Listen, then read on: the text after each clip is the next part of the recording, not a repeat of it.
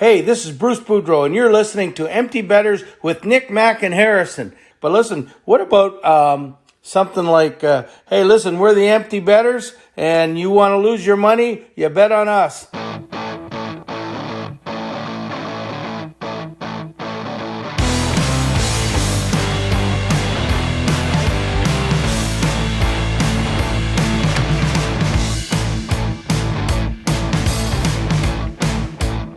Good morning, everybody, and welcome back to episode 137 of Empty Betters. I'm your host, Harrison Scholes. I'm going to toss it across the screen to my co-host, Nick Manella. What's going on, buddy? Not too much, man. How's it going? Happy to be here. Excited to be fired up. Getting ready to talk about the Atlantic Division today. But I think we all had some long weekends, so I think everyone's definitely in recovery mode right now for sure. You just blew Mac's mind with that finger snap with the light coming on behind I didn't you. know what was happening. It was like just delayed enough. Also, hi everybody. It's Mac. What's up?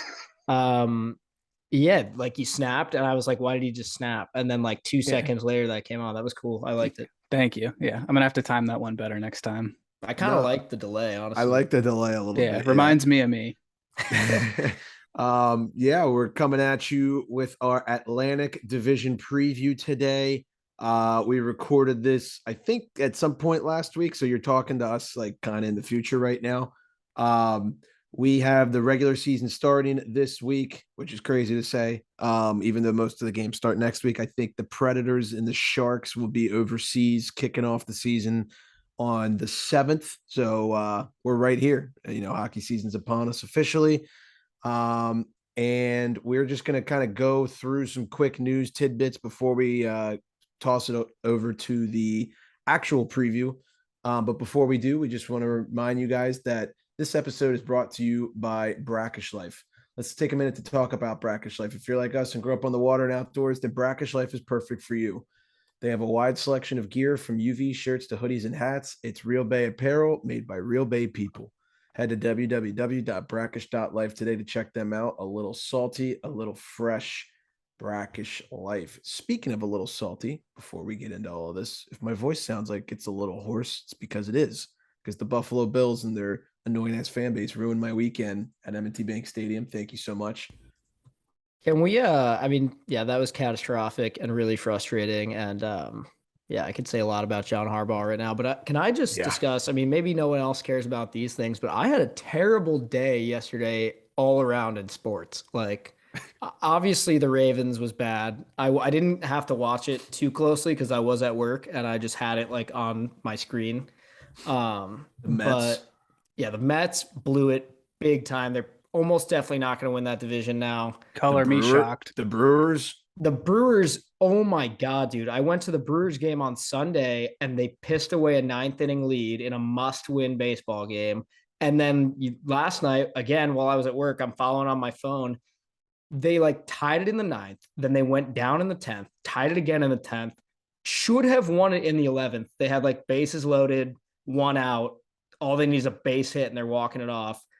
They get nothing, and then they lost in the 12th inning in another must-win baseball game. So yeah, it's been a little shiesty. I am excited for MLB playoffs. I know a lot of folks are, but I'm also like, let's go hockey season because there's been so much catastrophe with all of the baseball teams I enjoy watching. Not to mention the Orioles. The obvious one. I'm kind of ready for hockey too. I had a little bit of like an up and down sports weekend. It started off great on Saturday. Big Arsenal fan over here. They thumped Tottenham in the North London Derby 3-1. So that's awesome to see. Gotta love some, Saturday morning soccer, put a little whiskey in your coffee, and they played fantastic. So that was awesome. Then we took my dad to the University of Maryland against Michigan State football game for his birthday, which did not go well at all. Sparty's defense looks absolutely terrible right now. I think Mel Tucker's probably on the hot seat for sure after signing that big contract. Football did not go well on Sunday. Both arenas there, which is bad for me, but Chase Elliott did win Talladega, so I'm coming up all even. Talladega. Yes. Was raised up. Yep. Mac, you got a good voice. Look at that. Why, thank you. I was victim of seeing that secondhand. Our old sponsor. I guess I probably shouldn't name him. He'll get mad at me. He definitely was Mr. Boats. Mr. Boats. Yeah. Mr. Bro. Mr. Broad. He was all over that Chase Elliott race. That was fun.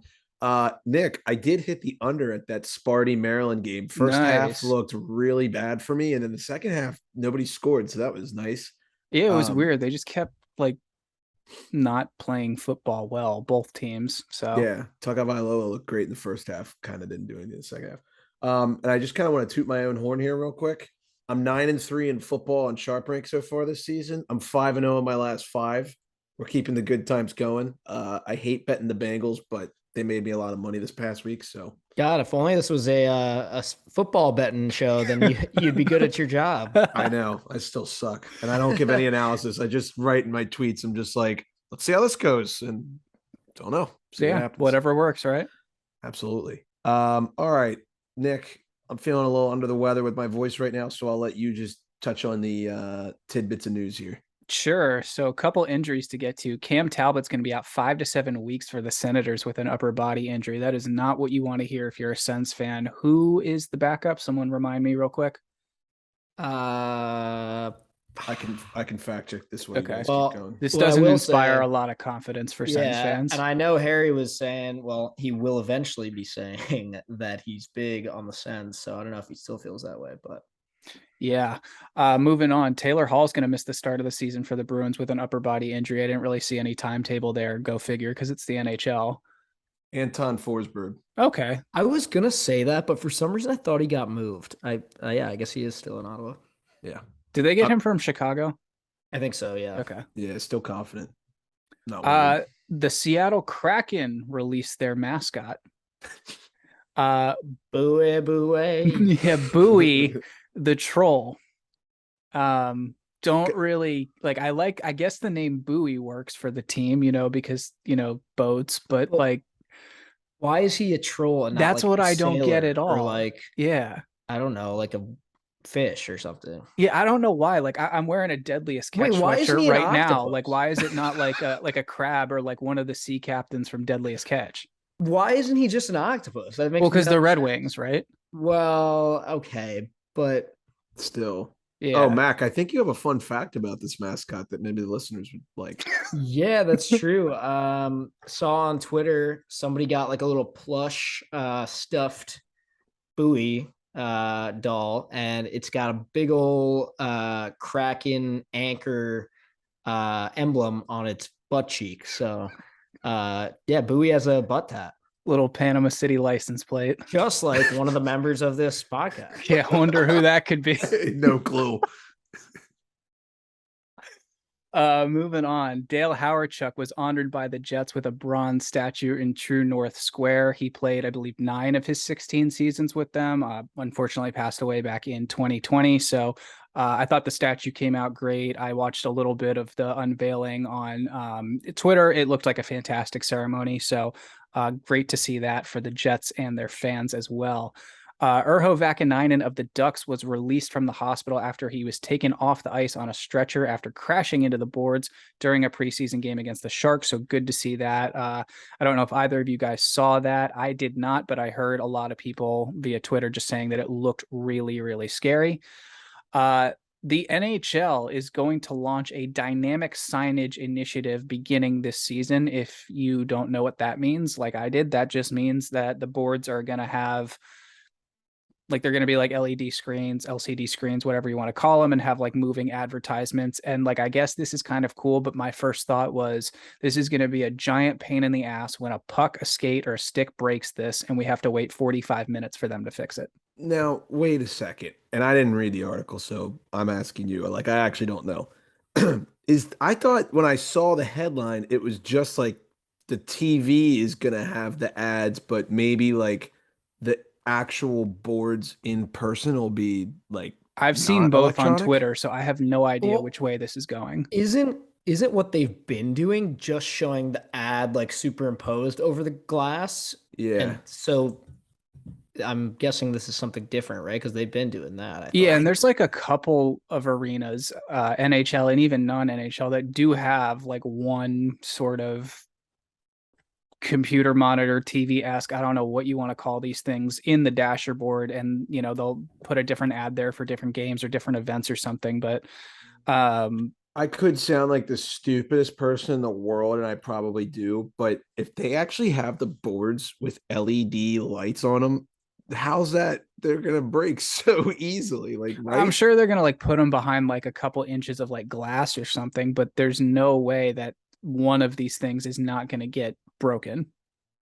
Yeah, I feel like we just either don't understand this or I'm gonna lean with that one. I'm gonna go with that one, and people are gonna get some great insight on this. So. Yeah, you're welcome for talking about that. Yeah. I mean, like, I don't know why my first thought was like, well, I just remember like every other goal cam being exploded by Ovi in like 2008, 2009. Yeah. That was my first thought. Yeah, that's definitely what comes to mind. I'd rather not fact check this. I feel like we're let's go with the fact that they're gonna have real LED lights behind some piece of glass on the wall. And if we're wrong, we're wrong. Sounds good. Yeah. I'd love for someone to like get access to that and like put like a picture of them like stuck in there during a game or something. Hack the light system. Yeah, right. That'd be amazing. Just penis across it. Yep. Mac, you want to talk about the Hawks Wild game in Milwaukee that just occurred? Yeah, so this was pretty cool. I'm sure some of y'all heard about it when they announced it a couple months back, but this is part of the NHL's home away from home series that they've been doing. And yeah, the Blackhawks and the Wild played a game at Pfizer Forum last night in Milwaukee. I wanted to go, but I had work and got out like right as the game was starting. Also, tickets sold out super quickly, and I didn't even try to like check for resale or whatever, but I had a lot of friends that went. One of my roommates went, said it was an awesome experience. I also heard, I know we may have mentioned this on the podcast previously, but last Christmas, almost coming up on a year ago here, the Pfizer Forum also hosted like a college tournament and had like some NCAA hockey games there. And I know a couple people like on my beer league team that actually went to that and said like back then that Pfizer was a really great place to see a hockey game. I mean, if you've been to see a Bucks game there, it's just a state-of-the-art facility, just world-class stadium. So yeah, I'm hoping they do more hockey games there. I would love to see one there. It looked good on TV. I could say that much. What I will say is probably all the Hawks fans that were there were a bit disappointed because I believe it ended 3-0. So they lost 3-0 to the Wild. So they didn't even get to hear like the goal horn or anything like that. But the Wild looked good. I can also say good things about Peter Mrazek. He played really well for the Hawks. He played the whole game for them. Nice. Yeah. I cannot wait for the season to start. Just hearing this like chatter gets me kind of amped up. Yeah. I've been looking at odds for opening night. We'll talk about that. Matt Boldy looked fucking awesome for the Wild. He was buzzing the whole game. He scored a sweet goal too. And the announcers, even though they were the Hawks announcers I was listening to, they kept being like, I think it's safe to say that this guy has gone from like rookie, like prospect to like just solidified NHL guy in like 1 year. Like he's just good. I think if he puts on like another 10 pounds of muscle too, he's going to be a problem to defend. Absolutely. Alrighty, well, I know we're all itching for the season to start, so let's go ahead and throw it off to our Atlantic Division preview right now. All right, now we are going to preview the Atlantic Division for this upcoming 2022 and 2023 NHL season. Let's start with the odds to win the division. We're going to start off with the favorites. The Toronto Maple Leafs come in at plus 200 to win the Atlantic Division. Second, we have the Florida Panthers at plus 225. Ooh. Third, we have the Tampa Bay Lightning at plus 240. In fourth, we have Bastion Bruins at plus 800, followed by the Detroit Red Wings at plus 2,500, the Ottawa Senators at plus 2,500, the Buffalo Sabres at plus 5,000, and lastly, the Montreal Canadiens at plus 10,000. So, the fact that this team was in the Cup final 2 years ago and now their odds just to win their own fucking division is 10,000. Yeah. Wow. That's saying a lot. I think I've seen a lot of that on Twitter. So bad. Just off the bat, when you look at this, first gut instincts, anybody got any? Yeah, Panthers suck. Ditto, but yeah, this division is like really kind of bottom heavy, in my opinion, in a weird way. Bottom heavy. What does that mean? It's just like, I mean, you look at like the Wings odds to win, it's like Even the 2,500. Senators. Yeah, and honestly, I think it's kind of fucked up that the Sabers don't have very similar odds to the Canadians. Like, I feel like they should be like around the same, like maybe about 8,000. Yeah, maybe. I don't know. The Sabres, we'll get into this. I think Detroit, Ottawa, and Buffalo are all very much improved from last season, I agree. and they could be One they more could be than sneaky. others. Yeah. In the words of Big Cat, they're frisky. There you go. I like that. They're I a gotta frisky say, team. I'm totally fine with this just becoming a Sens podcast. I love the Senators. They're so cool. No, I know. I mean, that's part of why I said it. Nick's rocking the Butte tarp right there. Bring this one back. How is this not like in use now? I don't know. I like the details on it, like the trimming and stuff, but the 3D head I think is corny. Yes, definitely. Have they released their new reverse retros for the upcoming season? I don't think so. Maybe that's somehow on there. I don't know. Anyways, let's get into the individual team previews. We are going to start off with the Bastion Bruins. Last season, lost in 7 games to the Carolina Hurricanes in the first round. That was a wild series. I think the home team won every single game, if I'm not mistaken. So that's kind of how the cookie crumbles there. Key subtractions. They lost Eric Holla, Curtis Lazar, and Anton Bleed,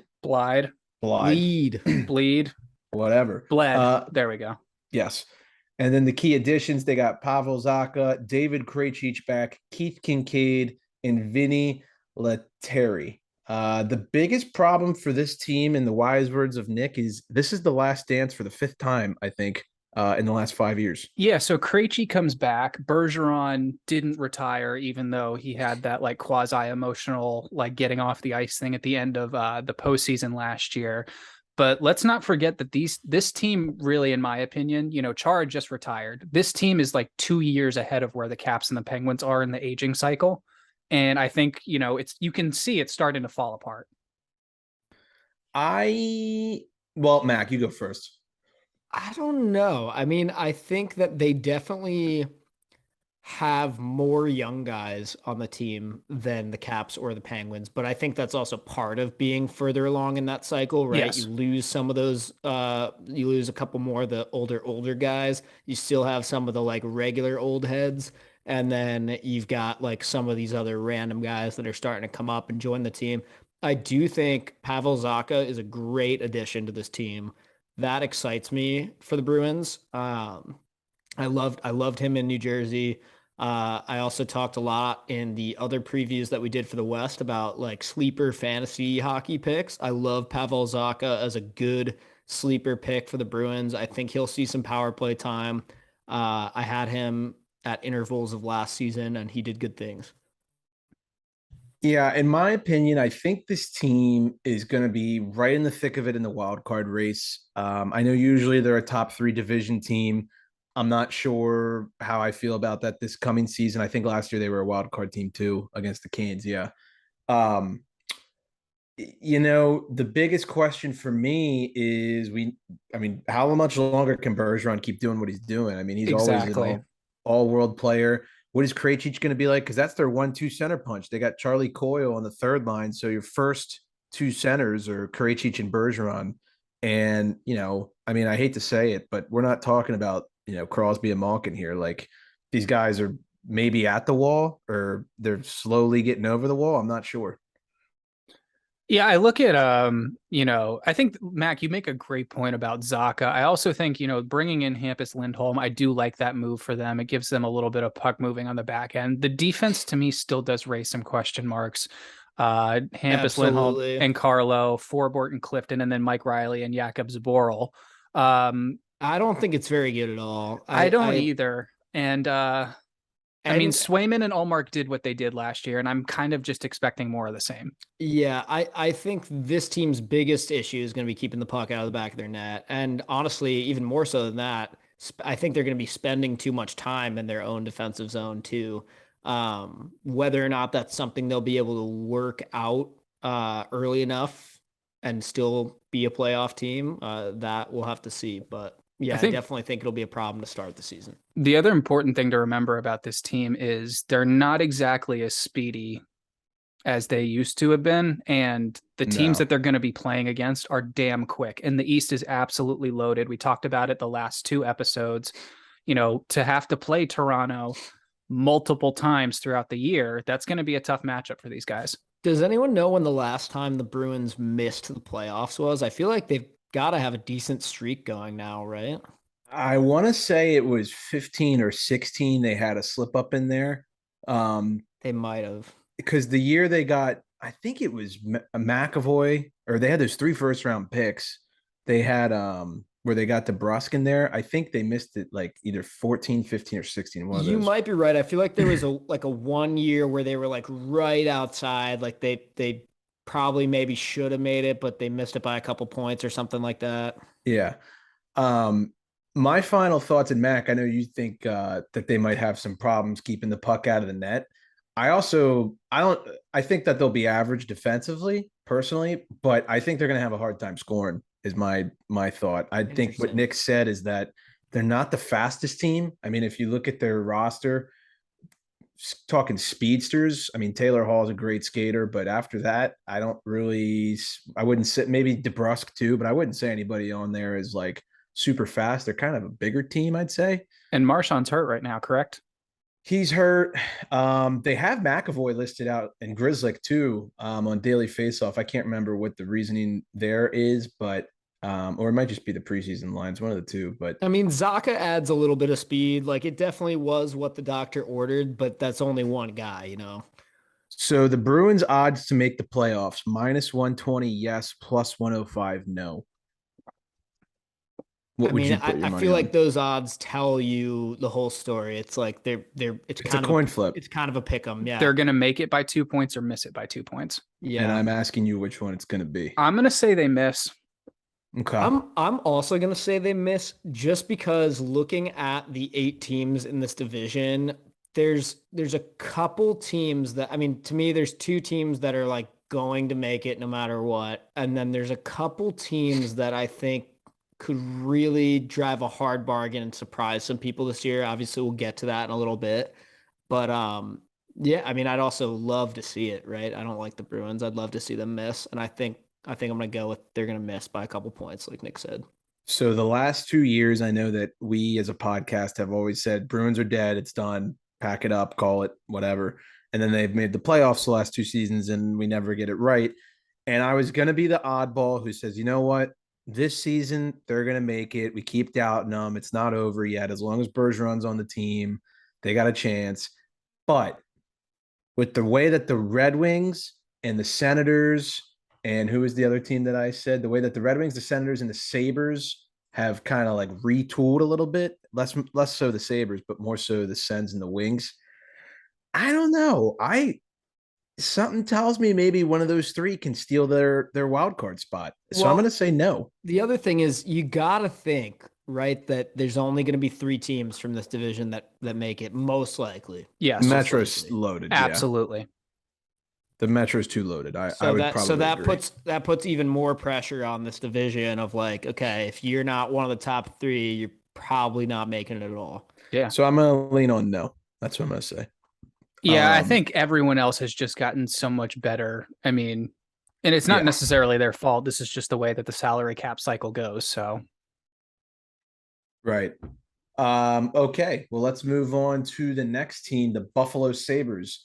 Last season wasn't great. I finished strong, but the first, let's say 70 games, 65 games were not thrilling whatsoever.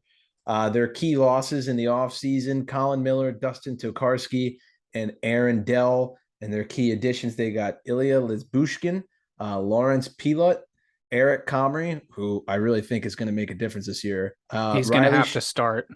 Yeah, Riley Shahan, JJ Peterka, and Jack Quinn. Their biggest problem, who really cares? They've got their old uniforms back as their reverse retro, so it doesn't matter. They got the goat head. Goat head's back, baby. I could not agree more with that particular assessment. I feel like the Sabres have been a team that I could not have given a less of a fuck about the last couple of seasons. And I'm realizing now it has a lot to do with the way they look. Like straight up, their jerseys are just like unexciting to me. I see them and I'm conditioned in my head to just immediately not give a shit about anything that's happening. The uniforms from the 70s when they were just as boring. Well, it's funny because we've talked about this. It goes in cycles with the uniforms, and for a while, people were calling for this uniform to come back, the one with the buffalo jumping over the swords. But it's run its course. They haven't been good in it since they've switched to it. They really have not been a good team while wearing these. But you think back to that goat head. I mean, that is one of the original cool ass logos from the early 2000s that got the axe and definitely needs to come back. So I'm excited to see them rocking that on the ice. And now all of a sudden I kind of like this team, like straight up. That's all it takes. And speaking of their uniforms, I mean, when was the last time these guys made the playoffs? It was 06, 07, right? No, I thought they had. No, it's either that or 08, 09, somewhere in that range, I think. Yeah. Either way, do you know what they were wearing when they did it? The goat head? The Buffa slug. Oh, that's right. That's for sure. No, they definitely made it in like, I want to say like 09 or something random like that. I think you might be right. I'm just thinking like, when was that Chris Drury overtime goal against the Rangers? Yeah. Ironic, right? I know. Anyways, enough uniform talk, although we are really excited for those reverse retros. And I do kind of want to get a jersey, I'll be honest here. This team, young, very young, had a lot of promise at the end of last season, kind of played spoiler for a lot of playoff contenders.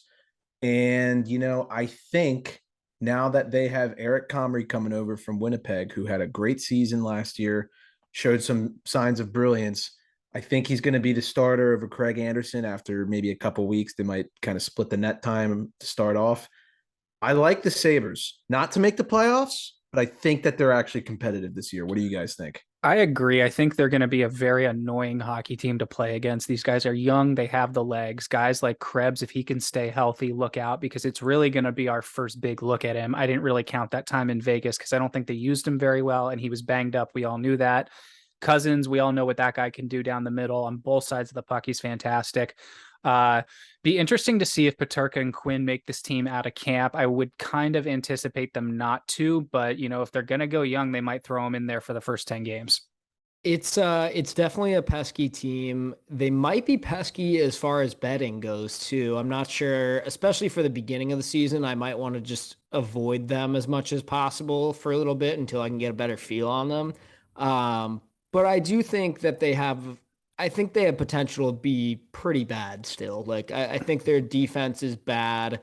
The goaltending could work out, but I don't know. Comrie and Craig Anderson, that also could be bad. Like, it's just one of those situations where it's going to be like, I think the first 20 games of this team's season will tell us exactly who this team is, and it'll go from there. What do you think about defense? Well, they got 2 number 1 overall picks in their top 4. So still young, right? Owen Power got called up midway through last year. So he got some experience. Dahlin, I mean, I don't want to say that we know what we're getting. I think he's still got a lot of room to grow. He's what, 21, 22 years old? Yeah. I mean, he's a defenseman in the NHL. He was 18 when he came over. Yeah, he's not even close to like even his mid-20s yet. He's still got so much time. I don't mind the D. I don't think they're big bruisers. I think they're like more of a puck-moving, speedy D line. Labushkin's a bruiser, but that's probably like third pairing type situation. But yeah, I mean, it's just a young team in general. It will, like, to touch on what you said a few minutes ago, it will be interesting to see if John Jacob Jingleheimer Schmidt Peterka makes the team. I know they call him JJ, but on Daily Faceoff they literally have him listed as John Jason Peterka, and I'm just like, dude, it just writes itself. Just be John Peterka or be JJ Peterka. Don't be putting John Jason. Be that guy. Be a JJ. Every crew needs a JJ. Yeah, for sure. Jet plane, baby. Oh my God, stop. I will say the one player I'm expecting memes incoming. The one player I'm expecting more from, and I'll kind of do a comparison here. I hated the Jeff Skinner contract from the second it got signed. I've said that for probably 2 seasons now on this podcast. But Tage Thompson, stud. Victor Olofsson, wicked shot. I think that if Skinner's on that top line, he has some potential to have a similar season to what we just saw out of Matt Duchene last year. Two guys that kind of remind me of each other a little bit. I like that. Good skaters, right? They're fast, hands, not very physical. They can put the puck in the back of the net. Everybody, when they started their career, thought that they were going to be really good. They went through some tough spots. And then, now you see Duchene kind of find his rhythm again in his early 30s. And I'm hoping that Skinner can maybe do the same for Buffalo. I like that. I also want to see more from Dylan Cousins this year. I think he has potential to really solidify himself in this lineup and be like a consistent contributor. And I'm excited to see like a full season of Alex Tuch in Buffalo. Not my favorite player in the NHL by any means, but I do think he's a good fit in Buffalo. I totally agree. I kind of want him to start doing well. That way, when he makes the American team eventually, I don't feel bad rooting for him. All because he was on VGK. Yeah, and he was kind of irrelevant too. And his face is just like, yeah. Okay. All right. That's nice. Moving on, we have probably the most fun team entering this year, I would say, the Detroit Red Wings. Last season, not a great year for them. The young guns came up. Lucas Raymond and Moritz Seider showed what they can do, but they were bad all in all. They likely need to recover from last season this season, and I think that Nick has the perfect tip on how the Red Wings can recover from last season. I do. Before we move on, let's take a second to talk about how the Wings can recover with Kane footwear. They should buy their shoes because they're good. I'm kidding. Kane footwear is made with bounce back technology made from sugar cane. It's a renewable resource. It captures CO2 as it grows, and it also keeps you comfortable, helps your back, helps your knees. They're fantastic. They've made me feel like a new human being again. Head to the link in our bio today to check them out. Thank you to Kane Footwear for supporting this podcast. Yes, if you use that link in any of the social trees on our social medias, that does help support us. We appreciate it. Honestly, the coolest shoes I've ever owned. I say it all the time. I wear them all the time. Got some buddies who just picked them up. They never take them off. You can hose them down if they get dirty. They're phenomenal. Go check them out. All right, let's talk about the Wings. Wait, one more thing about Kane. Remember that time that Harry thought that he quote unquote ruined his canes, and I was like, just hose them off, and he was like, it just never. I mean, it made sense. It's just I was kind of like, why didn't I think of that? Well, I remember you being like, they're ruined. I can't wear them again. I wore them out, and they're ruined now. They were black. Like... Mine are the all white ones, and they were pretty much black. Or did you wear them to like a bar or something? Yeah. Okay. I wear them out all the time. In the summer, that shit's amazing because you don't have to wear socks so your feet don't sweat. It's really nice. Although I will say, more without socks. I did buy a pair of the socks that they sell from their website. Oh my God. Wait, really? Man. They're amazing. Wow. Use our link for that too. Yeah. Okay, cool. Hashtag EB socks. All right. Detroit. Let's chat. I'm fired up about this team. Straight up, I'm like Matt's already going. Motion to give them bit. the fun team stamp right off the bat. They're making the playoffs this year. Yep. He said it. He said it. Such a good team. Look at how they have them projected on Daily Faceoff. I'm sorry. This is a good hockey team. Like people forget they got. Okay, I'll let you do the additions. I'll let you do everything, and then I'll freak out. Go ahead. Max got me all worked up over here. Holy shit! I'm kind of fired up now. All right, key subtractions: Sam Gagner, Troy Stetcher, Mitchell Stevens, Ole Yalevi, and Thomas Greiss. Key additions: Andrew Kopp, David Perron, Dominic Kubalik, Ben Sherratt, Ole Mata, they're dead. Mark Pissick, Ville Husso, and Robert Hagg. The biggest problem, the rest of the league from stopping Ole Mata is from scoring 60 goals. That's what I would say. I'm just kidding.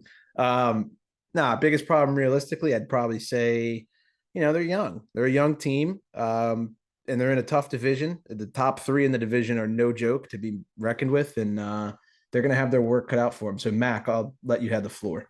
This team is so sick. Okay. I love the additions. You cannot argue that they did not get much better from last year. And they were an okay team last year. I mean, I know we just kind of said they were bad, and they were, but they were okay in terms of like expectations for that team. They played well. They fought hard. a lot of games that they had no business being in. They were like grinding it into overtime, getting a point, that kind of stuff. I look at the forward core, they've got plenty of talent, plenty of snipers, plenty of speed. You look at the D, this is a pretty decent D core. Ben Sherratt and Mo Sider as your That's a top pairing great pair. is terrific. Oli Mata, we joke about him all the time. You kind of never know what you're going to get with him. A lot of times you're going to get a bag full of shit. But he's with Philip Hronek, most likely. That's a likely pairing. I like Hronek. I think he's a solid D-man for them. Third pairing is definitely going to have to define themselves. That's a little risky. Their goaltending is great, in my Love opinion. it. Yeah, that's Billy a good punch. Husso and Ned, Alex Nedeljkovic. That's tough to bet against on most nights, in my opinion. Both of those guys are capable of starting games, winning games, and stealing games they're not supposed to win. And before I say fantasy guys, everyone is going to go after Igor and Vasilevsky and all the big names for goalie. If you get either one of these guys, obviously Ned would be more of a backup option, but I think Ville Husso is a terrific decision for a starting goalie on your fantasy hockey team, especially considering they play in the same division as the Habs, the Sabers, some pretty bad hockey teams. They're going to be playing very often, should win most, if not all, those games. Absolutely. Before I say anything else about this team, anytime this team plays the Tampa Bay Lightning, load up, hammer them every single time because they always beat them. Everyone forgets that Yzerman created Tampa Bay and then came back here. He knows exactly how to tear that system apart. The fact that David Perron is on this team now is so lethal. Like, that guy is such a pain in the ass to play against. And I feel like he's going to fit in with that spoke wheel hockey, Yeah. Like, I was looking at the key additions for this team. It's like Perron, great move. Kopp, great move. I love that as your second line center. Kubalik, I wanted the Caps to get that guy so bad. Same. All three of those guys, really. And then you've got Adam Burt and Ernie on the fourth line, who's got a wicked shot. That dude, he can play. He's also just a big piece of meat. Like, that guy is just a giant man. He's a big guy. I would say this team is what everyone thought the New York Rangers were going to be last year. They finally get the young guns up. They know that they can play. I don't think that they're going to make the conference finals like the Rangers did. I don't think any of us saw that coming. But in terms of like the youth movement that's ready to start, grabbing the bull by the horns, they remind me a lot of last year's New York Rangers. I think they're going to be really competitive. I would say if you made me really like kind of predict what this team's going to be, I do think that Husso and Nedeljkovic are both solid options. I don't really know if I'm as sold on a clear-cut number one as you might be, Mac, but they both have struggled at points in their career, and they're both young. They're both kind of like Husso last year in the playoffs. He sucked. Like, I know that was a different animal because it's the playoffs.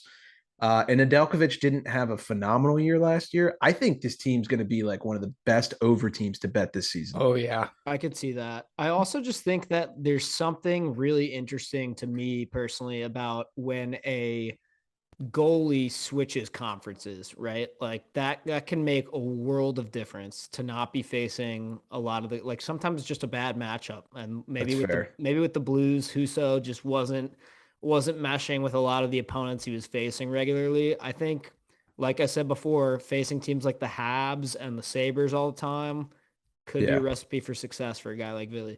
Yeah, absolutely. There's some other things that I really do. Moritz Seider, we saw how good that guy was last year, and I would expect him to take another big step forward. And to have Sherratt, like both of you mentioned, as your D pair, that gives that guy the security to go out, to jump up in the rush, and to make the offensive plays that we know he can, or to just flat out run someone in the corner like we know he can. I know this is me getting a little too excited, but I wonder if like our book or if other books have odds on a guy like Mo Sider to win the Norris. Like, I know that's insane. It's a good bet. That's not insane at all. I think he's probably he's probably a very popular value pick if I was to bet. That's what I'm saying. I feel like he'd be really good value because there's so many other guys who probably should win it. And not to sound like a grumpy old Canadian guy, but I'd like to see a defensive defenseman win the Norris again. Mm-hmm. Here's what my last note I will say. Jake Verana, big season. Yeah. I'm talking 35 goals probably.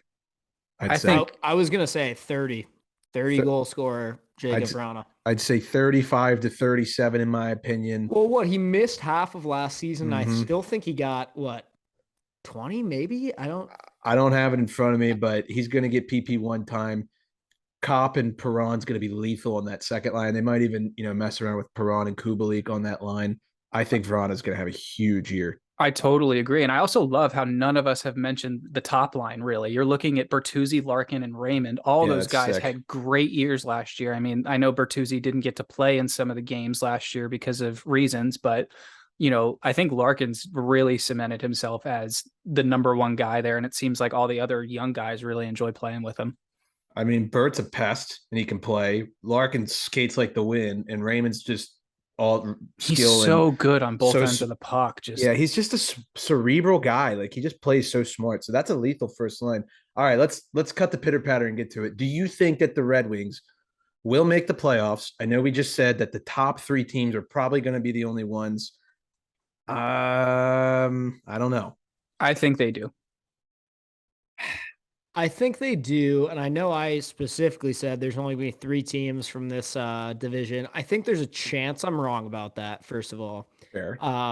And if there ends up being 4 teams from this division, Red Wings are definitely finishing top 4, in my opinion. If there's only 3, I still think they make it. Same. Oh, my God. And guess who doesn't make it? The Panthers. Yes, sir. I can kind of get on that wagon, especially if Bobrovsky has one of those just shitbag seasons again. We'll see. I think the Senators are also knocking on the door. That's a pretty decent team too. That's true. So Max is yes. Nick, what'd you say? I say yeah. I completely agree with Mac. I think even if it's 3 teams, they still find a way in. I think they're just going to finish shy. I'm going to say no. Okay. But I think they're going to be like maybe within 5 points of striking distance. So we'll go with that. All right, moving on. Probably the most drama in the offseason, arguably, the Florida Panthers. Last season, they were romantically swept off their feet by their interstate rival in the second round again. Wait, did that happen the year before too? They lost? Wait. Oh yeah, you're right. Not swept, but they lost to the Lightning the year before too. I think in 6. Yeah, yes. in round 1 though, I think. Yes. Can't remember. Anyways, this time they were literally swept off their feet. Thank you. Romantically. Yes. Keyword there. They banged. Okay. Thank you. Key subtractions: Claude Giroux, Jonathan Huberdeau, Mackenzie Weegar, Mason Marchment, Nola Chari, and Ben Sherratt. I can't even believe I just read that. You talk about blowing it up. Key additions: Matthew Tkachuk, Colin White, Nick Cousins, Mark Stahl, Eric Stahl, Rudolphs Balsers, and Michael Delzato. I can't believe he's still playing in the league. That's what I said, dude. I was like, what? I would say that their biggest problem, they completely overhauled their entire team besides like Barkov. I mean, in all seriousness. So you made the second round. I don't think why Delzato, did you get rid of Delzato everyone? Might have been a contract thing. I don't think that he's. Oh, he won't play. And Yeah, I know he won't play. Eric Stahl's on a PTO, but like you made the second round. Yeah, you got boat raced by Tampa, but why did you get rid of everyone? And they didn't get rid of everyone. They still have Radko Gudas. Oh, true. So sorry, elite sniper Radko Gudas. And Rudolph's balls hurt. I was thinking that as I read it, is the funny part. I can really sense some salt in the wound here from the two of you, given that you're Caps fans, and I can really sense some bias in the room. But I'm here for it. So let's hear it. What do you think they're going to do this year? Listen, I want to make it very clear. By the way, if you're watching, if this is getting clipped or if you're watching on YouTube, I've got the Panthers jacket on, okay? Mostly because of the drip. I don't give a fuck about this hockey team, but no, you get a pass for any Cats gear from the 90s. It's in the Geneva Convention. I mean, yeah, it's cool. Here's what's up though. My hatred towards this hockey team has very little to do with the Capitals losing to them this previous postseason, mostly because to me, we lost that season we lost that series on our own. We just handed it to them. The Panthers suck. It was never about them. The fact that it was that close was just embarrassing for them. Yeah, no, it was stupid. And they didn't win another game after that series. So that just goes to show, like, whatever. Anyway, the reason I kind of hate this team now is a new hatred, which came after I bought this jacket, by the way. I just think they did my man Johnny Huberdeau so dirty, especially with the recent details coming out about how he was on the phone and was just straight up like, fuck you. He said that to them. I just think they did him so dirty for a guy who literally just had like his best season ever, probably. It's just silly. They're just a stupid, silly Billy hockey organization. And I just don't like the decisions they make. Their jerseys fucking suck. That's a big thing for me. The whole Eric Stahl PTO thing, it's just like, well, we already have Mark Stahl. Is this anything? No, it's not. Also, Bobrovsky sucks. They're gonna eat that contract so hard, probably like this year or this offseason. Spencer Knight might be good. That one's still up for grabs. I don't know. That's kind of the rant for me. Okay, then. Are they new Vegas? No, come on.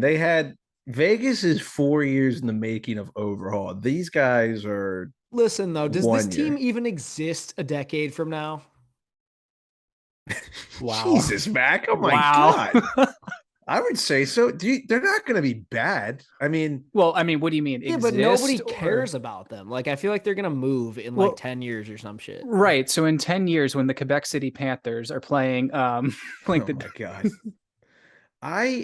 I don't listen. It's hard for me to like kind of figure out what this team is because I can't get the burning image out of my head from last year where they scored 8 goals a game and every over hit. And now they kind of That was pretty funny. Yeah, they made us a lot of money. I can't hate on them.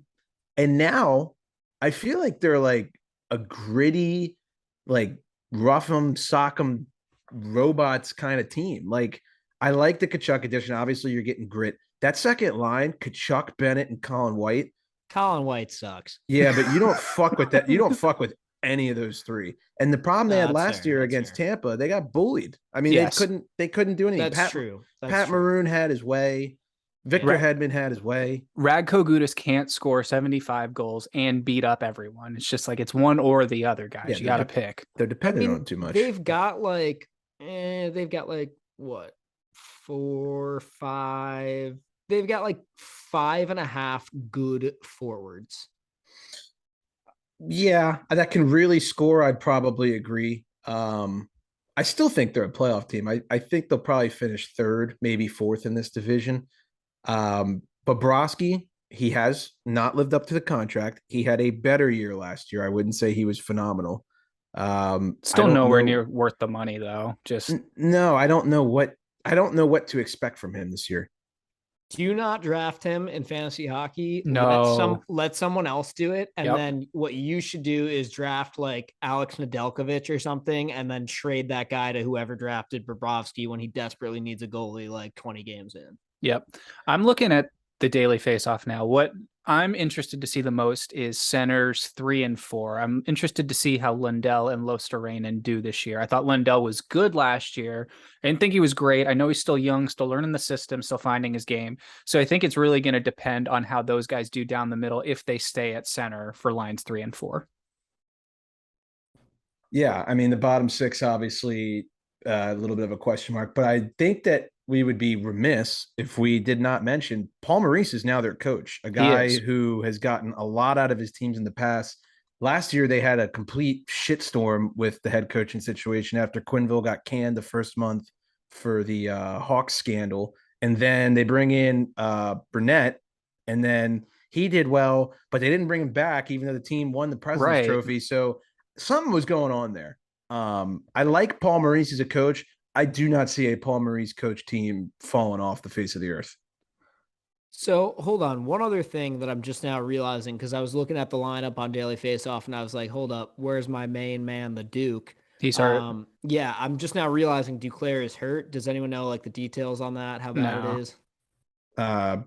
No, I don't know off the top of my head, but he's a monster. I think that 5.5 He's forwards awesome. I Yes. love him. Yes, five and a half good forwards goes to 6.5 good forwards with him in the lineup. absolutely. Okay, well, I just Googled his name and pressed news, and there's an article from 4 days ago that says Anthony Duclair not close to returning, torn Achilles. Ooh, oh shit, dude. So bad. That's brutal. Very bad. Okay, then. Well, then I guess back to 5.5 good forwards. Harry, I love your point about Paul Maurice, and I think I agree. I don't think you're going to see the team fall off the face of the earth, but I just get the overwhelming sense that this team is going to struggle out of the gate and spend the rest of the season attempting to recover from that. And in the East, especially with, the Atlantic is one animal, the Metro is just a totally different animal. To have to play those teams as often as you're gonna, I mean, we saw it last year. You saw it with the Caps, you saw it with the Bruins. It's like you fall behind early. It's hard to make those points back up. I really think this is the team that, as long as the Red Wings can live up to the hype that I just gave them, like, I really think this is the team, like Nick said, they're going to get behind early and they're going to battle really hard to try and make the playoffs. But I think the Wings could outlast them if the Wings do what I think they can do, if that makes sense. Also, I'm here for every Paul Maurice press conference because that dude is absolutely hysterical. Yeah, that is fun. And the fact that he is going from Winnipeg to now South Florida is just going to be pure entertainment. Oh, yeah. At least he can enjoy the weather a little more. I just imagine, like, you know how, like, Andy Reid for the Pro Bowl, like, always had, like, the Hawaiian shirt on. Like, I just imagine Paul Maurice in every press conference just with, like, a Tommy Bahama shirt. Playoff team, yes or no? I'm still saying yes. Only if 4 teams make it from this division, which I don't think will happen. I can't wait to record the Metro preview. God. Yeah. I'm going to agree with Mac. I don't know why. And mainly it's my belief in the Wings. I think that's going to do it. Like, someone's getting pushed out here, and I think it's going to be this team compared to the other ones. I expect the Wings to finish 3rd in this division, and I think that the Panthers only make it if someone from the Metro just, like, drastically underperforms. Like, if honestly, probably if, like, either the Caps, Penguins, or Islanders, like, absolutely implode somehow, then maybe they find a way in place of one of those teams. That the Islanders are kind of the X factor team here, because I think a lot of people are looking for a bounce back season. They got absolutely fucked last year with the. We can call last year a fluke. I mean, I'm totally okay with admitting that. Yeah, like, I mean, I don't think we can, but there's more to that situation, which we'll get into next episode. Yes, sir. All right, we are moving on to the next team, the Montreal des Canadiens. Last season, bad, but they did get Marty St. Louis, and then they kind of got a little better. Key subtractions: Jeff Petrie, Alex Romanov, Ryan Poling, and Cedric Paquette. Key additions: Kirby Dach, Mike Matheson, Evgeny Dadonov, Sean Monahan, and Mitchell Stevens. Their biggest problem, they do not have Carey Price for this year, most likely, and Shea Weber's basically retired. So what I would call their 2 best players from their Miracle Cup final run are gone. And now this is a young team. Mac, you know how you said the Bruins were going to have a hard time keeping the puck out of their net? Yeah. That's this team to a T. Look at the D, look at the goaltending. It inspires absolutely no confidence in me. I mean, there's talented players in there, but long-term, I mean, I'll say it again, the teams you're going to be playing all year, I don't know. Okay. Oh my God, the D is bad. Like, if Daily Faceoff has it roughly correct, their best defenseman is Joel Edmondson, and after that it's probably Mike Matheson, and or Savard. Yeah. Matheson had a really good year last year. A lot of people in Pittsburgh were pissed they got rid of him, but that's neither here nor there. Yeah. I'm looking at this lineup. First line center, brand new captain Nick Suzuki, who the Montreal government is saying needs to speak French since he's the captain of the hockey team. Tell me where else that happens in the world. I don't know. I kind of like think that they might be bad. They're not going to be good just because everybody else is so stacked. The forwards are, like, actually pretty decent. It's okay. I can live with it. This team could be a sneaky grade over team. There's a ton of talent on the forward core. I just expect them to be really inconsistent. I feel like there's a lot of guys who suffer from the classic, like, Andre Burakovsky syndrome from early on in his career, where it's like they'll have 10 really good games and they're feeling it. Guys like Cole Caulfield, Nick Suzuki, Hoffman. Kirby Doc. Yeah. Like guys like that. But then they'll go on these cold streaks where it's like, they cannot buy a goal for like a solid 10 games. So that I don't know. There's another team I'm like, I want to bet against them all the time. And I maybe want to bet the over pretty frequently because they're going to let in a lot of goals. But like, Yeah. I don't know what to expect from this forward core because they have the talent, but I don't think they have like the chemistry, nor do they have the consistency. This team is kind of like the next team we're going to talk about in terms of like forward makeup. But I think the next team is going to gel a lot better and is going to be a much more fun hockey team. I do love Christian Dvorak. I think that's a great move for them. It'll be really interesting to see what Monahan does. I really don't know what to expect after the Calgary thing. He kind of fell off, then came back for a little bit. And then the health of Brendan Gallagher has been a topic of conversation for, I would say, the last 3 years. That guy definitely gets banged up. Sucks because he battles so hard. And everyone just loves that guy, but yeah, so we'll see what happens there. Help me out with names here. I cannot pronounce the name of the first overall pick they just got. Try it. You got it. No, I really don't. I should know this because he was the first overall pick, but every time I heard it, I was just like, what in the fuck are you people saying? There's like 4 consonants like right at the start. Try it. It'll be funny. Yeah. Let me pull it up here just before we I can't find it. Give it the old sound it out. There you go. Or they're the Canadians. Oh, I can't find it. I looked at organization roster. They don't have them on here. Okay. Someone just tell me. Juraj Slavkovsky. It's like SJL. Say it again. Juraj Slavkovsky. Okay. So he is not listed on the lineup right now. I don't know anything about if he's going to make the team or not. He's the 4th heaviest player in the NHL. Fun Big fact. kid. This kid is going to be a superstar, guys. I mean, we saw what he did against full-blown men. Like, he's going to be a superstar. He's 238 pounds at 18 years old. So, yeah, that's a big boy. Jesus. Yeah. Yeah. Long story short, I would say the Canadians are not a playoff team, pretty safely put. Their defense stinks. Their goaltending is extremely suspect. I would be betting the over most nights against this team. And that's my final thoughts. Where do you guys where do you put them in the Bedard sweepstakes? Oof. My first reaction when we clicked on this team, when we were looking at it, and especially looking at their D and their goaltending, would be that they have a real shot at Bedard.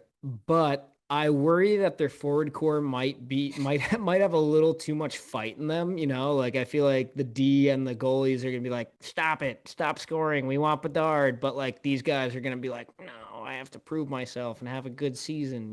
Like so. I don't know. They could be dead last at the end of the year, and that would not surprise me. I do think they'll end up in the draft lottery for it, right? Because it's the bottom 5 that get tossed into that. Yeah. I think this is a bottom 5 team, so they've got a shot at it, in my opinion. My final thought on this team is I fully expect them to finish last in this division. In the division for sure. Yeah. Let's move on to another, what I would call fun team coming into this season, the Ottawa Senators. Last season, just bad all around. I don't think that there's much to say about that.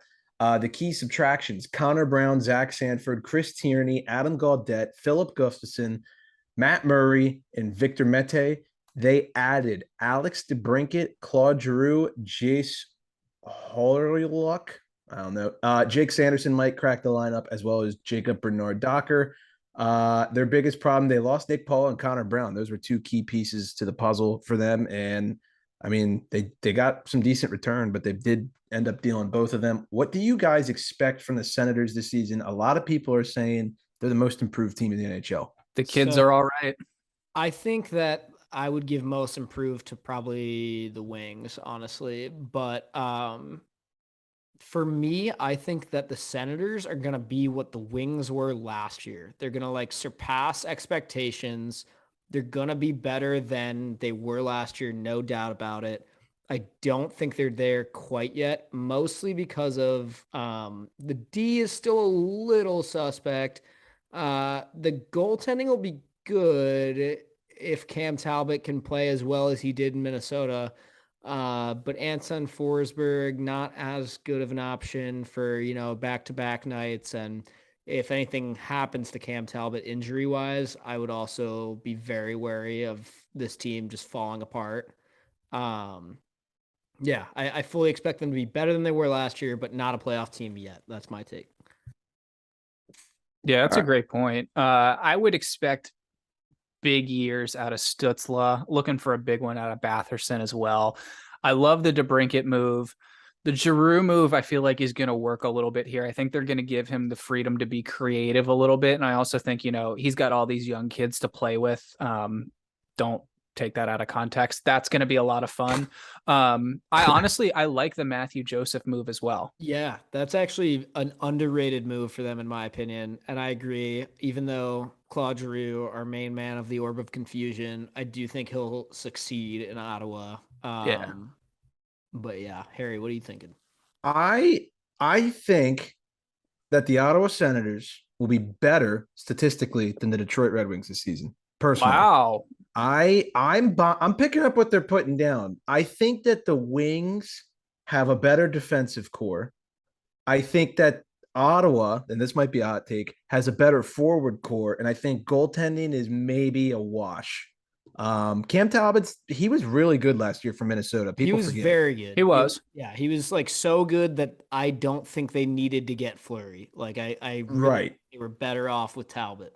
Right. So that's kind of where I stand. But I think in this division, offense is king, especially with, you got to outscore the Leafs. You got to score against Vasilevsky. You got to outscore the Panthers.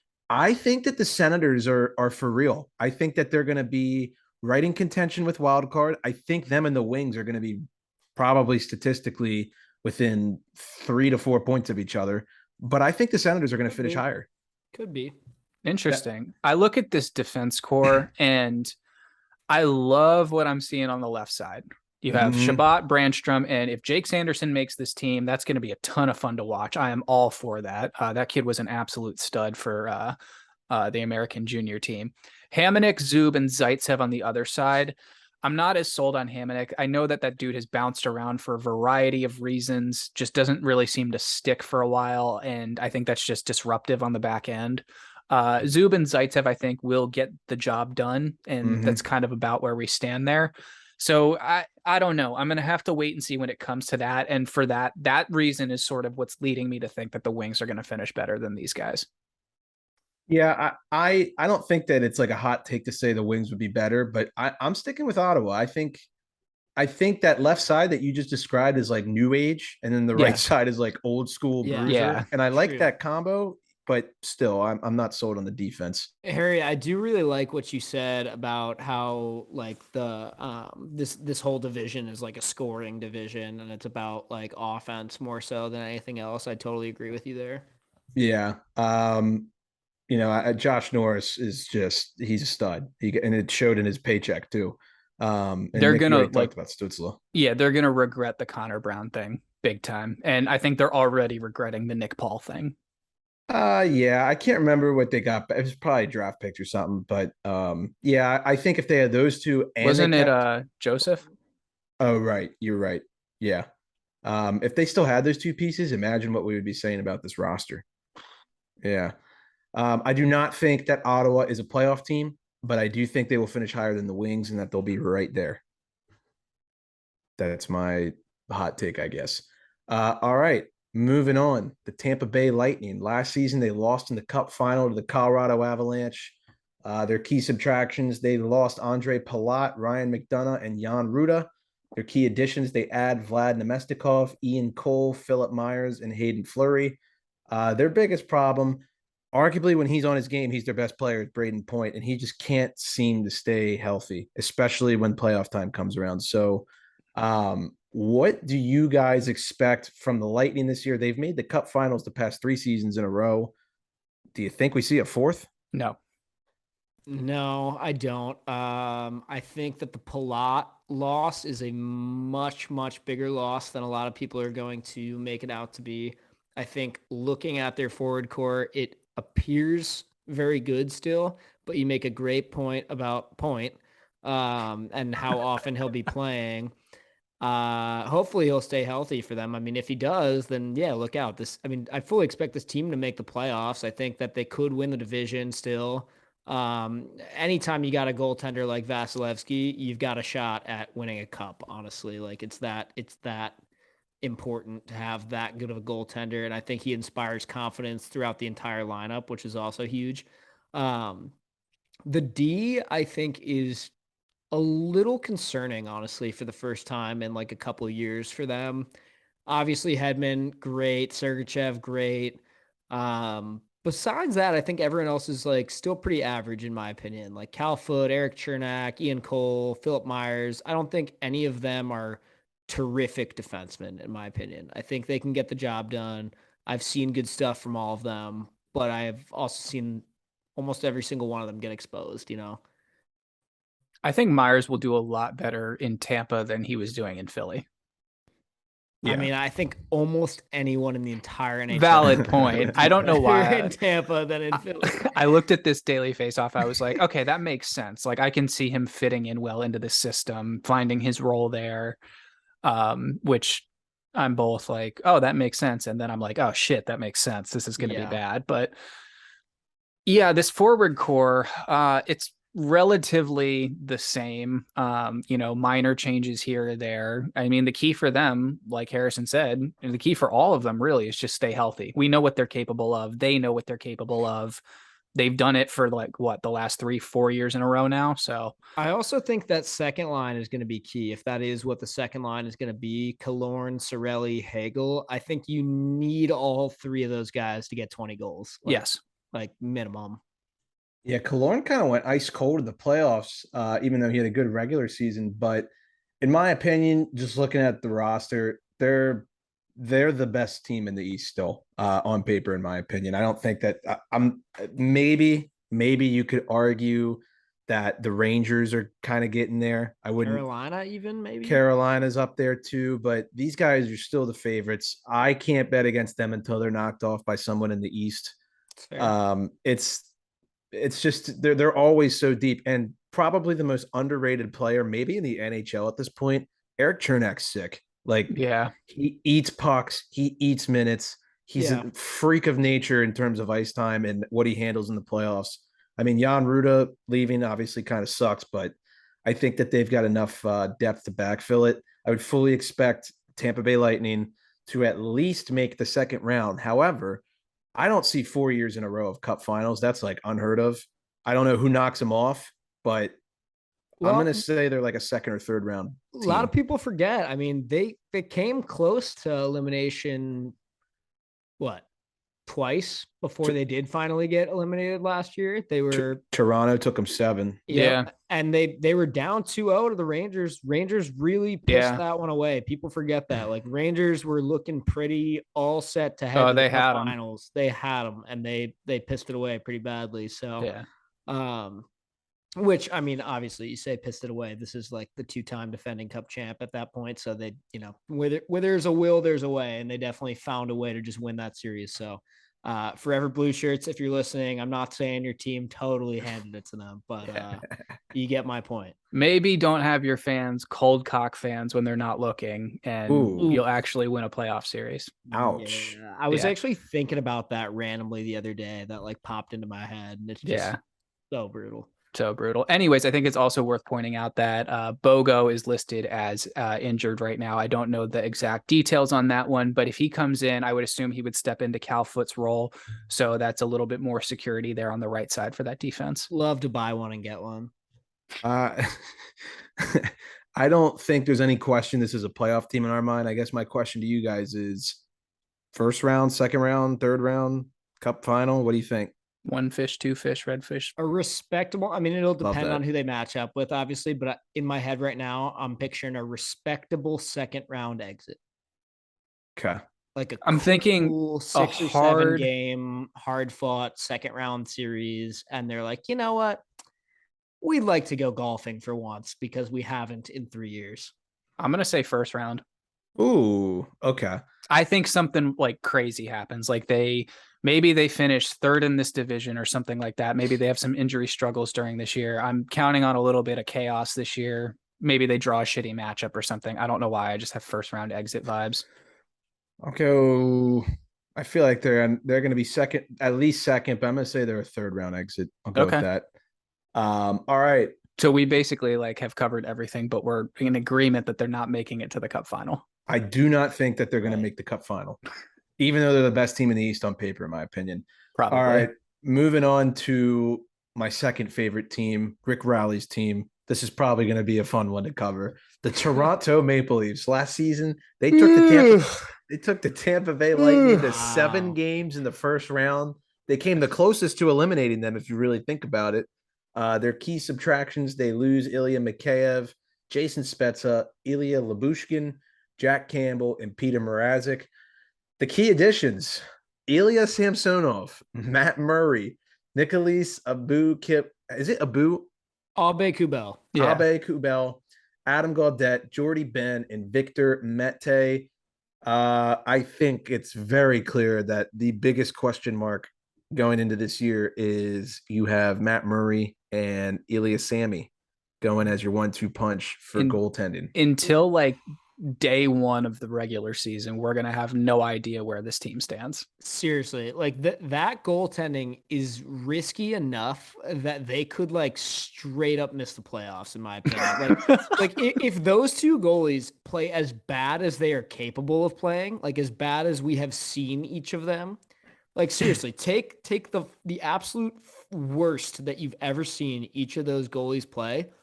If they play that way consistently, this team could finish dead fucking last. That's how bad that is. Like, do I expect that to happen? No. But I'm just saying they're taking a pretty fucking big risk in having those two guys as their goalies. That's what I'll say. Listen, I have been very critical of Matt Murray since his departure in Pittsburgh. I have called him out when he was on the Senators numerous times. I would always bet overs or money lines against opposing teams when he was in net. I've made fun of his glove hand countless amounts of times. However, it's so hard not to root for Matt Murray. I mean, he's just salt of the earth guy. It's actually very easy not to root for Matt Murray. No, he says the guy in the Sens sweater. Yeah, he deserves to get back on track. He's had a rough kick at the can since he left Pittsburgh. You know, I know he's had some family stuff go on in his life, and I feel so bad for him because he's never really found his game since all that happened. But I am rooting really hard for Matt Murray. I loved the Leafs last year, and now that they got Matt Murray in net, I love them even more this year. There is no chance that the Toronto Maple Leafs miss the playoffs. If the Toronto Maple Leafs miss the playoffs, I think I might have to get like a Leafs tattoo on my ass or something. Oh my goodness. This just got so interesting. It'll need to be like a leaf in a fireplace or something. No. With Matt Murray, with like a jersey that says Murray on it, number 30. Yeah. I love what the Leafs are bringing. I think they're going to win the division. I think they're going to win a playoff series. I think the Leafs are for real. They're breaking the curse. And let me tell you one last thing. Nate McKinnon just got paid fat. And Austin Matthews has 2 years left until that deal's up. And he's probably looking at himself like, holy shit, I could probably make 14 or 15 million AAV if Mac just got 12 and a half. If I take the Leafs to the promised land, he's going to be hungry this season. I'm really looking forward to see what the Leafs bring. But at the same time, like they're going to have to give away at least 2 pieces before they give him that money. Well, yes, but that's a 2 year from now problem, not this season. I will say one thing right off the bat I love about this team. To me, the defense is exactly the same. You plug and play Jordy Ben, that's fine. Whatever. You bring back Gio, that's great. To me, it looks exactly the same. I love D is good. The Callie Yarncroke on the third line for this team. It's finally what these guys and the Oilers have been struggling with for so long is goddamn forward depth. Like someone other than the four-headed monster to help them win. Yeah, no, I totally echo that. I just think it's so funny, whether he's right about it or not. I think it's so funny that Harry thinks that after all these years of first round exits, that the answer the whole time was Ilya Samsonov and Matt Murray. Like, if that's the case, that would be so funny if that's what finally was the answer. Like, they just needed Matt Murray and Ilya Samsonov. They just completely bamboozle every other team in the league. My question for both of y'all, and I think I already know Harry's answer. Who do you think emerges as the starter, or do you think this is going to be like a 2021 Capitals situation where like each of these goalies literally plays like 35 to 40 games, and at the end of the season, it's still a coin flip as to who your game one starter is? I think you're going to see a 60-40 split going Murray's way. Murray's got some rapport with Dubas from the past when he was in Sault Ste. Marie, I think. That plays into his favor. And Keefe, too, was his coach there. Yeah. But here's what I'll say. I've seen a lot of Samsonov, given the fact that the Pens and Caps played each other, 4 times a year for the past couple of years. I think Samsonov's ceiling, to be honest with you, is somehow higher because when he's on, absolutely. He's on. Oh, yeah. But, I mean, when he's on, you're right. He's fantastic. But when he's off. But when Matt Murray, if he can find his groove, you know what you're going to get every night. The problem is he was on a shit Sabers team, couple playoff blunders here and there. Senators team, I'm sorry. Had a couple just fumbled the bag kind of in Pittsburgh. I don't know. I think Murray's going to end up being a starter. How much does the Toronto market play into these two goaltenders who have struggled both on and off the ice the last 3 to 4 years? That's what worries me the most here, and that's kind of the reasoning for my initial comment about how if the goaltending goes south, it could go like way south, is because I know that both these guys, especially Samsonov, are very like mental. I mean, I know a lot of goalies are very mental in that way, but I think Samsonov specifically, we talked earlier about the Andre Burakovsky system where it's like when he's on, he'll play like 3 really good games in a row and have like 2 shutouts. And like, you'll be like, oh my God, this is the ceiling. We're finally here. And then he like starts the next game, lets in like 3 of the first like 5 shots. And you're like, well, fuck. And then like the confidence is just down again. And like, that's what worries me. However, I do remember reading reports this offseason about how Sammy got offers from other teams that were more lucrative, and he specifically wanted to play in Toronto, which confuses me because I'm like, really? He wanted that like pressure? I don't know. Does he know what he's getting himself into? It's going to be a lot for the guy. Yeah. And I mean, let's just put it out there. He's a Russian goalie that in and itself in the biggest Canadian market, the biggest market in hockey. That's what could go wrong. What could possibly go wrong? What do you guys think?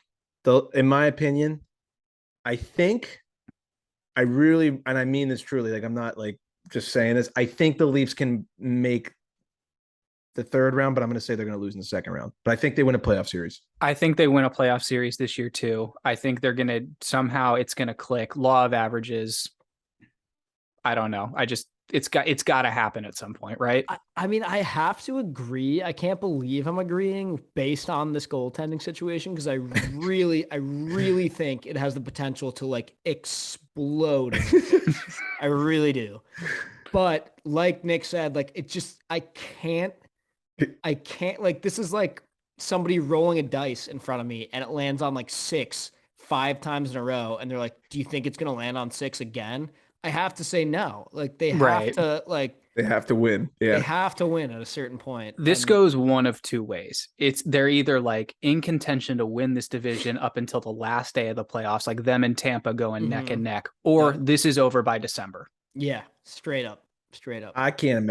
I truly cannot imagine the Leafs being so far out of it where it's like they're fucked. It's game over. Like they're gonna make the playoffs. I'm pretty sure of that. Are we okay? I mean, maybe not. Here's the last thing I'll say because this is running long. Hello, Raw Inc. of Gaithersburg. Fucking John Tavares, man. Can we get like something out of you this year? He sucked last season. And then in the playoffs, you got to move him. I called him out in the playoffs several times, and he turned it up eventually. Like he had a couple big goals for them, so I won't dismiss that. But I mean, God damn it, dude! You're wearing the cap. You're the captain of the Toronto Maple Leafs. Captain. There's nothing. There's no fire. There's nothing. Yeah. I'm like, put your fucking game face on, tie your skates tight, and just go fucking like score like a couple big goals when your team needs you. It drives me insane because Matthews is running the ship. It also doesn't help that he looks like Rick Moranis. So every time I see him, I think of Dark Helmet from Spaceballs. So. Okay, John Tavares definitely did not have his first drink until he was actually 21. That's probably fair. Or what, 18 since he's Canadian, right? Yeah. But he definitely was like, but to play it safe. It's right. To play it's it illegal. safe, yeah. He drives me a little nuts. I'm not a big Johnny T guy, but whatever. Okay. I think that has wrapped up this division pretty much. That last team really got the gears rolling there. So that was nice. You guys got any last thoughts before we wrap up here? No? I think, I don't know. I feel like Tampa finds another way to win this division again. Same. You think so too, Mac? Yeah, I kind of do. I think Toronto Maple Leafs will win the division. And if you want my value pick for who could possibly win it, well, actually, I guess like there's no good value here. Like, because I hate to be that guy, but Toronto or Tampa is going to win this. I love what the Senators did, but they're not going to win the division. I mean, if you just like have money that you're looking to piss away, just throw like $10-20 on the Red Wings. In my opinion, like you never know. You never know. Definitely to make the playoffs. Oh yeah, but like to win the division at plus 2,500, to me that is tempting enough to like just toss it. Also, the Bastion Bruins will be in first place in this division at some point throughout the year. Yeah, and we'll look like idiots. Yeah, probably. And watch the Leafs beat them in round one. That would be amazing. That's what I feel like. That's what it's going to take, man. Like same thing with Caps Penguins. Like they're going to have to beat the Bruins before it like counts. Yeah. Do y'all think, one last thing, do y'all think when they finally win a playoff series, it's going to be like the Caps winning in the second round? They're just going to fucking go. If it's the Bruins, yes. If it's anyone else, meh. If they beat the I would throw the Lightning in there too, just because of how it went last year. Yeah. If they beat the Bolts or Bruins in round one, I don't know what can stop. Like they get the monkey off their back. Or like if they get the Bolts, to be the Bolts because the Bruins aren't making the playoffs, right? True. I disagreed with that, but that's okay. All right. Thank you everybody for listening. We appreciate the love and support as always. No more final notes. We're good. I'm good. All righty. Well, thank you everybody. And without further ado, class dismissed.